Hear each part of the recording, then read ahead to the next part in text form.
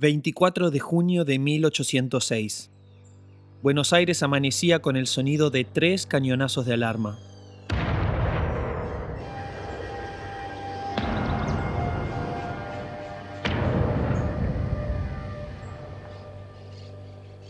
Fueron disparados desde la fortaleza, en aquel entonces el centro defensivo de la ciudad, ubicado donde hoy se encuentra la Casa Rosada.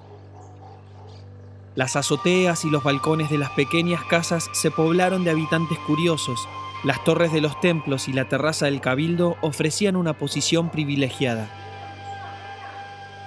Desde allí podían verse a lo lejos, sobre las aguas del Río de la Plata, los navíos ingleses. Las manchas grises apenas eran visibles mientras se movían sobre la costa del sur. Botes y lanchas descargaban gente armada en las playas. Eran tropas que, con mucha disciplina, se establecían en la zona de Quilmes.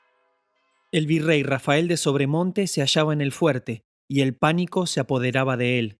Los rumores resultaron ser ciertos. Los ingleses invadían Buenos Aires, que no estaba preparada para defenderse y sería conquistada fácilmente. Preparen mi transporte, cuanto antes. Su señoría, ya tenemos las fuerzas reunidas en la plaza. Vienen por el tesoro real. Debo salvar el tesoro. Señoría, las tropas aguardan una orden. Sí, claro. Envíen al viejo Arce. Su experiencia es necesaria en este momento. Señor, necesitamos organizar la defensa de la ciudad si queremos evitar que el enemigo... Bien, mi carroza debe estar lista. Debo partir de inmediato. Por aquellos días, el virrey tenía en su posesión una gran suma de dinero que provenía de las minas del Potosí y debía ser trasladado a España. Bajo ninguna circunstancia podía caer ese dinero en manos inglesas. Sobremonte partió con el tesoro real en dirección a la provincia de Córdoba. Allí había sido gobernador y planeaba organizar un contraataque para recuperar Buenos Aires con la ayuda de los amigos que tenía en la provincia. Era todo lo que podía hacer.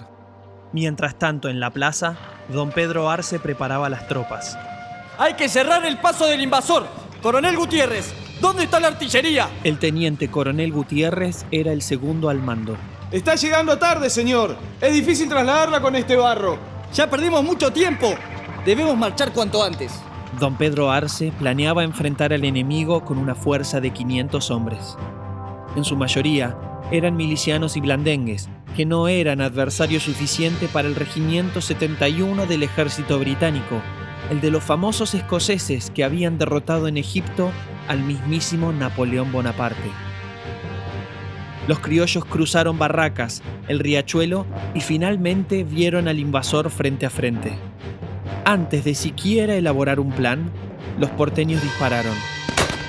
Una pequeña descarga de los rifles desgastados produjo algún daño menor en las fuerzas inglesas. Pero en cuanto el enemigo se formó y comenzó a avanzar resueltamente, las tropas de Arce se desbandaron y emprendieron la fuga. ¡Retirada! ¡Son demasiados! ¡Retirada!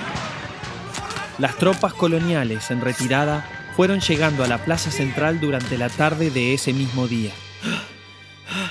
Son 1200 hombres, disciplinados y bien armados. Pronto llegarán al puente.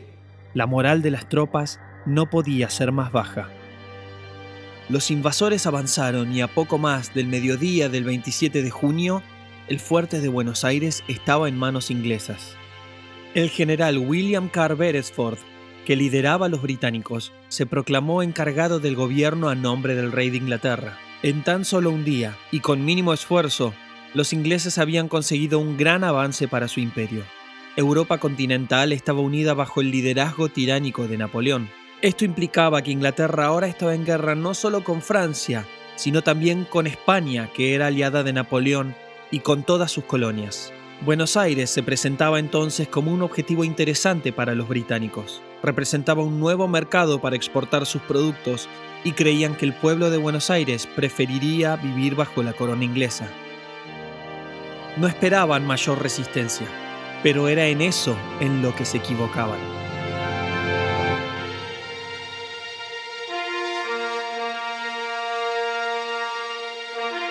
Estás escuchando Oíd Mortales, la historia de nuestra independencia y de los héroes que se animaron a soñar con nuestra libertad. Capítulo 1. Ingleses en el Río de la Plata.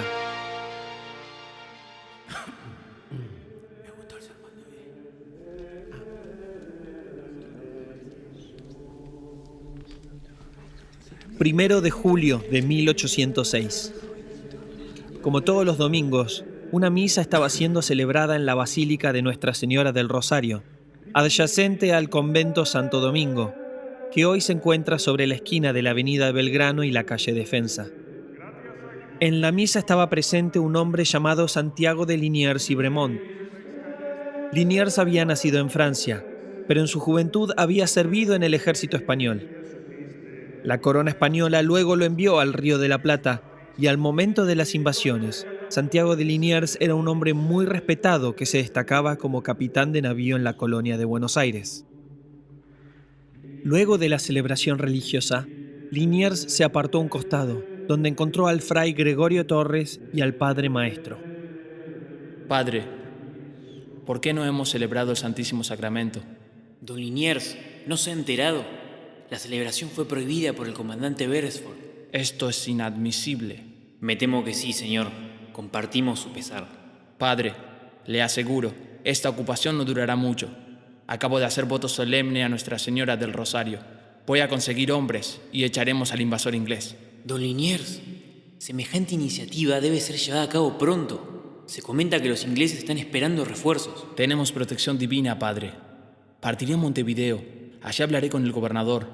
Volveré con hombres lo antes posible. Y las banderas del enemigo, se lo prometí a la Virgen, las entregaré al convento de Santo Domingo. Santiago de Liniers, que Dios lo bendiga.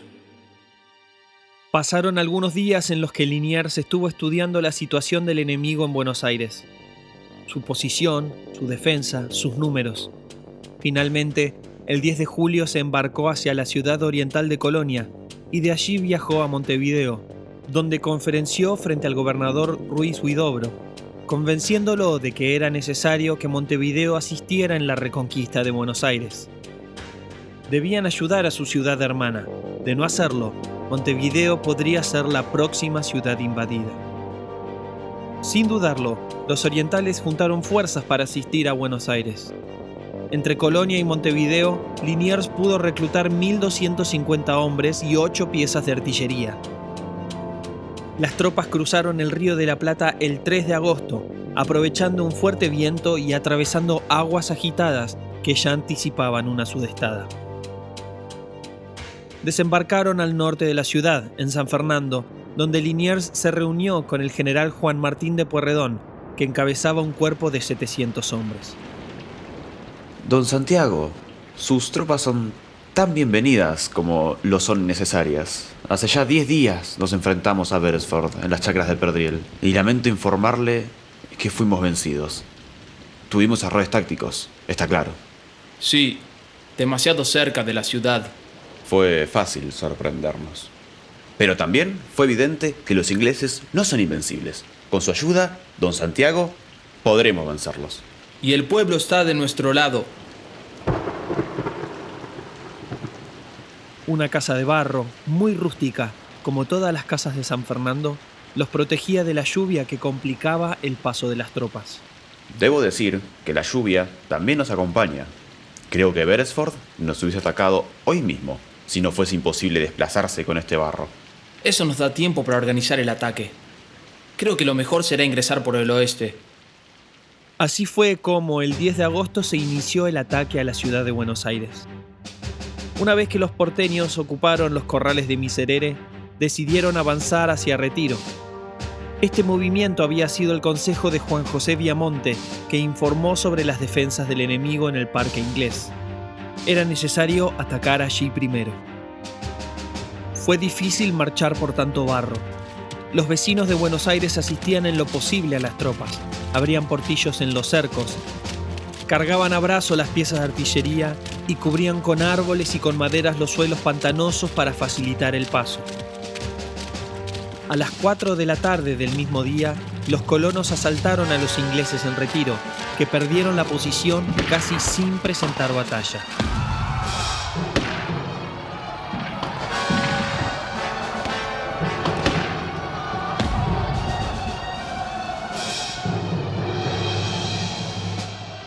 Liniers entonces ocupó todo el día 11 de agosto en organizar sus tropas y el 12 inició el avance hacia el fuerte.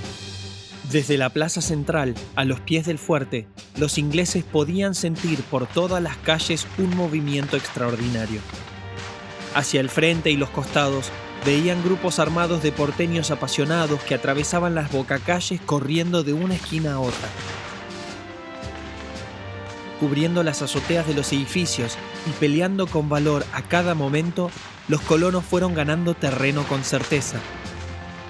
Una vez que hubo avanzado lo suficiente, Santiago de Liniers se estableció en el atrio de la iglesia de la Merced, muy cerca de la plaza, y desde allí organizó la embestida final contra el fuerte. Los vecinos eran cada vez más.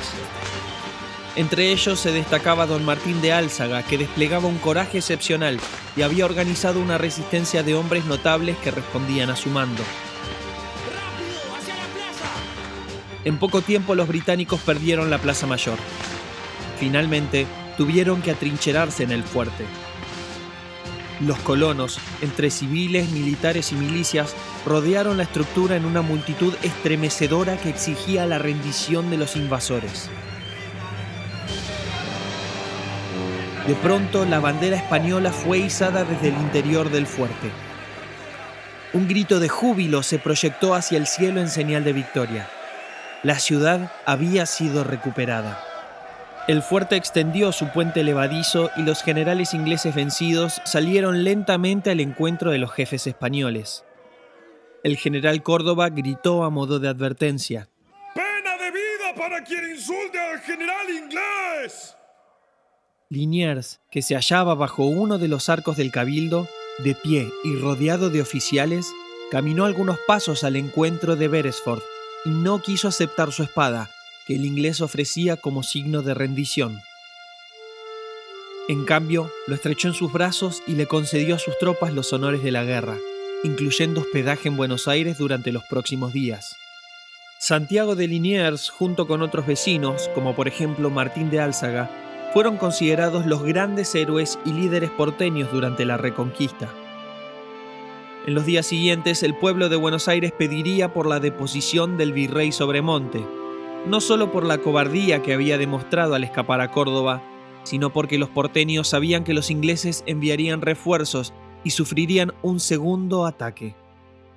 Buenos Aires había sido recuperada, pero tendría que ser defendida otra vez. Era necesario entonces, ahora más que nunca, una buena política militar. Al día siguiente se llamó a Cabildo Abierto para tratar el reemplazo de Sobremonte. Fue una sesión agitada, sobre todo, porque había quienes no creían que semejante maniobra fuese legal. El pueblo no tenía derecho de elegir a sus gobernantes, al menos no por ahora. La asamblea y la muchedumbre afuera del cabildo exigían por Liniers.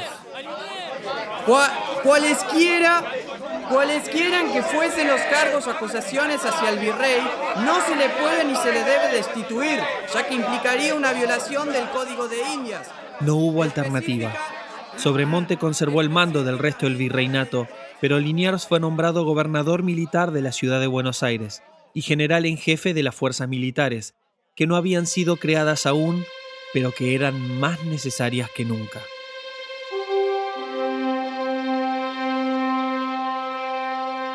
Esto fue Oíd Mortales, un podcast producido y musicalizado por Ciudadano 21. Las historias que escuchaste son verídicas y podés obtener más información si nos buscas en las redes como Oíd Mortales Podcast. Gracias por escuchar y los espero en el próximo capítulo de Oíd Mortales.